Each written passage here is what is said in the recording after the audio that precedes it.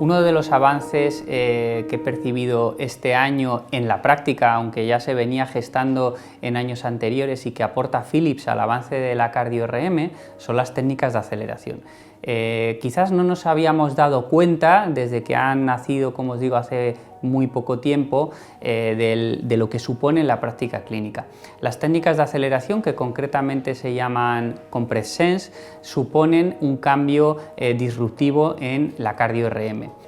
Os pongo un ejemplo. Las secuencias, por ejemplo, de realce tardío, que hasta ahora veníamos adquiriendo pues 1 o 2 cortes por apnea, son las secuencias que permiten en resonancia magnética cardíaca la caracterización tisular y por tanto son la joya de la corona, las más importantes en resonancia cardíaca porque aportamos la información que otras modalidades de imagen como la ecocardiografía pues no pueden aportar. Estas secuencias, gracias a estas nuevas técnicas de aceleración, han pasado de durar varios minutos a poderlas hacer en una apnea.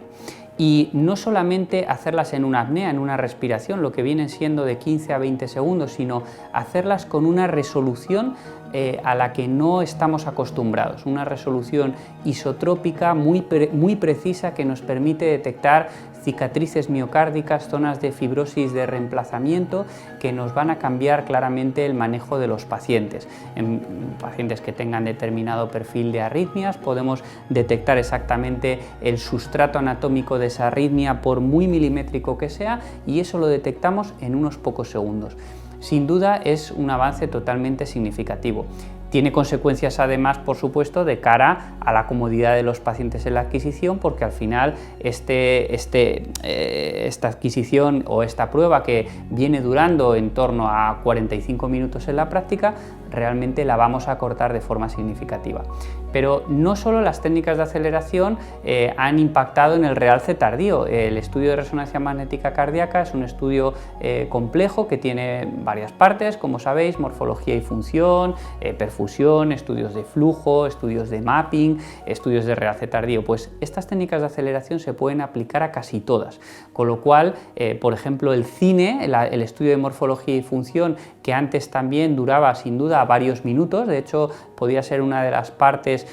más complejas de la adquisición por la selección de planos, ahora es posible hacer un cambio completo en la adquisición y se parece a un TAC, o sea, ahora podemos adquirir un volumen tridimensional que realmente sería en 4 dimensiones porque le añadimos el tiempo, le añadimos el movimiento y el latido y podemos decir, por ejemplo, que se adquiere desde aquí hasta aquí y luego hacer las reconstrucciones en los diferentes ejes que queramos cardíacos, por ejemplo, el eje corto, 2 cámaras, 3 cámaras, 4 cámaras, las generamos como de un TAC, de una adquisición que ha sido muy fácil. Y lo mejor de todo es que gracias a estas técnicas de aceleración se puede hacer en una sola apnea. Eso es un cambio completo. Estas técnicas de aceleración también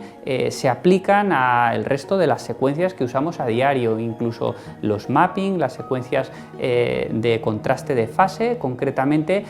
para nosotros, por ejemplo, por poner otro ejemplo concreto, ha sido un cambio el poder hacer los estudios de 4D flow, de flujo en 4 dimensiones, en vez de en los 15 minutos que venían durando ahora se hacen en 2-3 minutos. Y eso es un cambio cualitativo porque pasábamos de poder hacerlo en unos pocos pacientes que tenían ya margen para quedarse 15 minutos más en el imán a poder hacerlo en todos los pacientes. 2 minutos tenemos margen por cansado que esté el paciente para poder incluirlo en todos los pacientes. Y el último ejemplo también que nos está cambiando día a día, es un avance que sí nos está cambiando el manejo y el uso incluso de contraste en la resonancia magnética cardíaca, son las nuevas adquisiciones de 3D de aorta sin gadolinio. Gracias a las técnicas de aceleración y a diferentes implementaciones técnicas en los pulsos, podemos hacer adquisiciones 3D de aorta sin gadolinio, isotrópicas,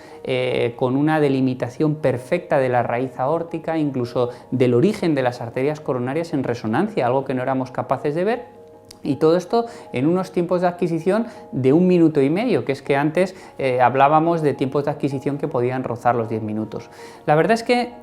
todos estos hallazgos puestos en conjunto suponen un cambio en los protocolos y en cómo los aterrizamos en el día a día. Igual que antes, como decimos, empezaban programando los estudios de 1 hora de duración y ahora se pueden programar en la práctica sin ningún problema en 45 minutos, ahora con estas nuevas técnicas de aceleración y estos avances que hemos comentado, es increíble cómo nos va a cambiar la situación. De hecho, hay un artículo recientemente publicado en el que se publica, se dice y se demuestra que se pueden hacer estudios door to door en 10 minutos. Paciente, desde que entra por la puerta de la sala del imán hasta que vuelve a salir por la puerta de la sala del imán, pasan 10 minutos. El gadolinio se puede inyectar antes y hacemos un estudio de morfología y función en una apnea y hacemos un estudio de caracterización tisular de realce tardío en una apnea. Todo eso dejando mucho margen, son 10 minutos de imán. Realmente el centro serían 2 apneas.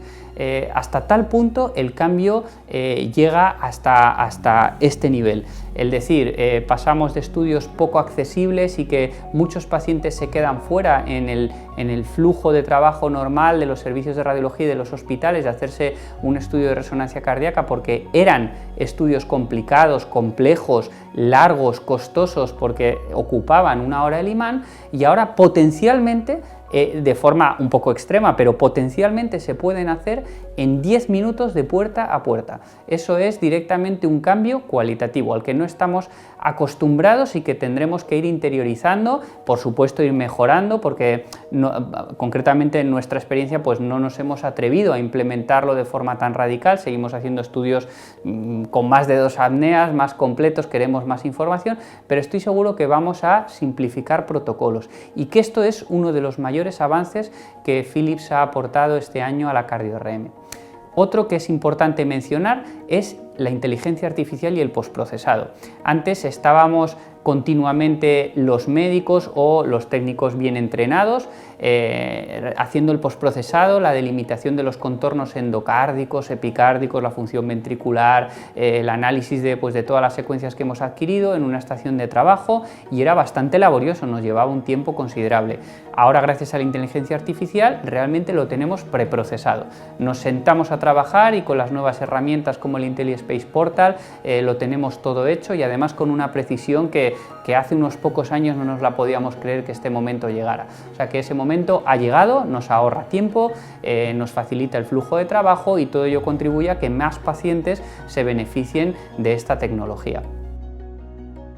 Bueno, yo cómo veo el futuro de la cardio-RM es que cada vez más se van a parecer a los TACs. Vamos a hacer adquisiciones